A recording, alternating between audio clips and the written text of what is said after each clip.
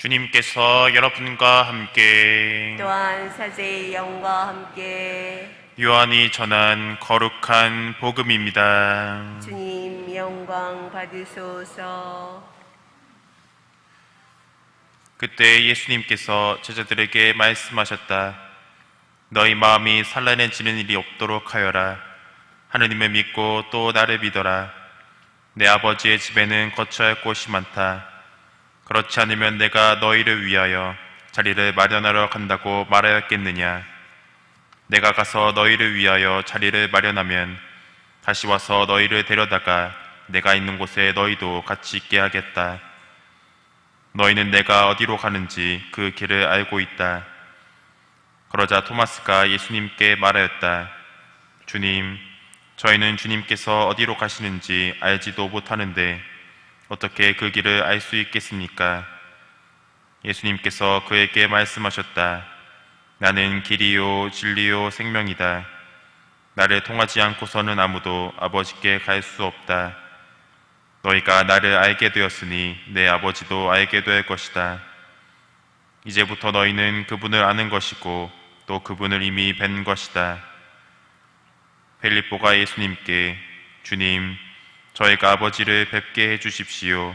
저희에게는 그것으로 충분하겠습니다 하자 예수님께서 그에게 말씀하셨다. 빌립보야, 내가 이토록 오랫동안 너희와 함께 지내는데도 너는 나를 모른다는 말이냐? 나를 본 사람은 곧 아버지를 뵌 것이다. 그런데 너는 어찌하여 저희가 아버지를 뵙게 해주십시오 하느냐? 내가 아버지 안에 있고 아버지께서 내 안에 계시다는 것을 너는 믿지 않느냐? 내가 너에게 하는 말은 나 스스로 하는 말이 아니다.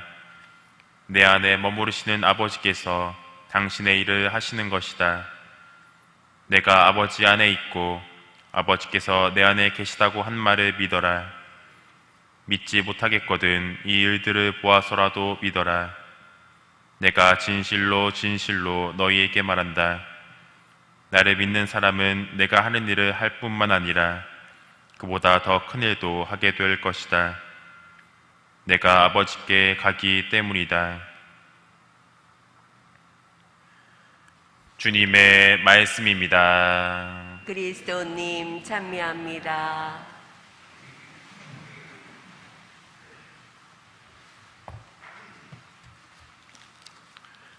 찬미 예수님, 찬미 예수님. 잊었다 싶으면 꼭 뉴스에 나오는 기사가 층간소음인 것 같습니다. 이 층간소음 때문에 창극이 벌어지기도 합니다. 이웃 간의 배려 부족과 불식, 그리고 이기심에서 비롯한 것일 수도 있겠지만 공사비를 아껴야 한다는 욕심 안에서 방음 설비를 제대로 하지 않은 건설사의 문제일 수도 있습니다. 아마 아버지의 집, 곧 하늘나라도 자칫하면 이와 비슷하게 될 수도 있는 것 같습니다. 물론 층간소음이니 뭐니 하는 물리적인 문제를 따지려고 하는 게 아니라 하늘나라에서도 이웃들과 함께 살아간다는 것을 말씀드리고 싶었습니다. 예수님께서는 아버지의 집, 곧 하늘나라에는 거처할 곳이 많다고 말씀하셨습니다. 곧 하늘나라는 혼자 사는 곳이 아니고 이웃과 함께 더불어 사는 곳입니다. 내가 좋아하는 사람들과 옆에 같이 있을 수 있겠지만 동시에 내가 싫어하고 평소에 마음에 들지 않은 사람도 내 옆에 같이 있을 수 있겠습니다. 오늘 일독서의 상황도 이웃 간의 다툼과 문제 발생의 상황을 보여줍니다. 히브리계 유다인들은 본토 유다인들이고 그리스계 유다인들은 보통 외국에서 태어나 팔레스티나 지역에서 통용되었던 아람말을 사용할 줄 몰랐습니다. 그런데 배급을 책임지던 이들은 대부분 아람어권, 다시 말해 히브리계 유다인들이었기 때문에 그리스계 유다인들이 소홀하게 대접을 받게 된 것입니다. 같은 민족이고 같은 이웃이지만 이기심과 욕심에 의해 서로 불목하게 되었던 상황을 보여줍니다. 오늘 이 독서의 베드로 사도는 영적 집에 대해서 이야기합니다. 이 집은 모퉁이 돌이신 예수님을 중심으로 각 하나하나의 돌들로서 이루어집니다.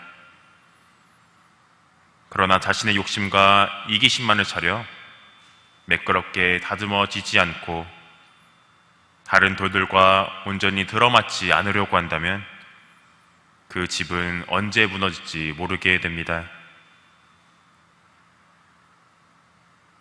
오늘 말씀에서 예수님께서는 함께 화목하게 살고 층간소음 나지 않고 사는 법을 제자들에게 알려주십니다. 바로 예수님께로 가는 길을 그저 걸어가면 되는 것입니다. 제자들은 예수님의 길을 모른다고 답했지만 이미 알고 있는 상태였습니다.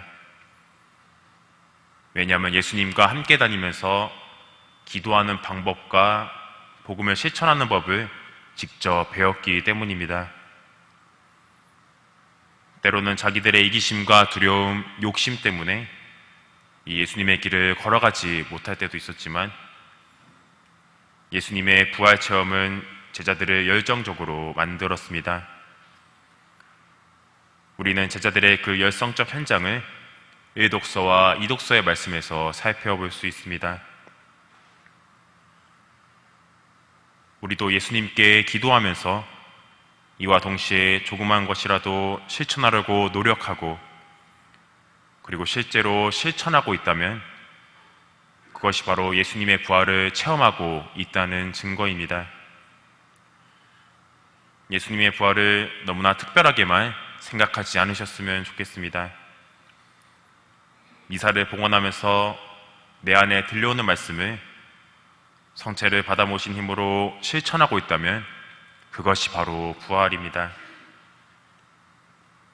이번 한 주 기도와 실천을 통한 예수님 부활을 체험할 수 있는 뜻깊은 시간이 되셨으면 좋겠습니다.